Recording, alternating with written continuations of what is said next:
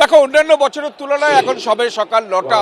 আজকের এই যে জমায়েত মূল মঞ্চের সামনে, সেটা অন্যান্য বছরের তুলনায় বেশি।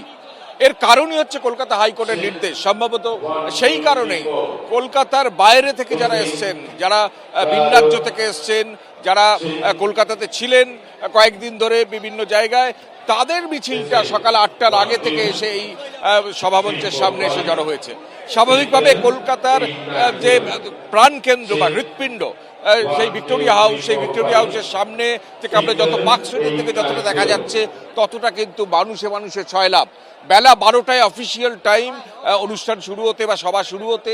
মমতা বন্দ্যোপাধ্যায় আসবেন 1টার পর, কিন্তু এখন থেকে অন্যান্য বছরের তুলনায় কিন্তু এবার ভিড়টা সকাল 9টায় বেশি। 9টা থেকে 11টায় তুমি জানো হাইকোর্ট বলেই দিয়েছে যে 9টা থেকে 11টায় যান নিয়ন্ত্রণের ব্যবস্থা পুলিশকে করতে হবে।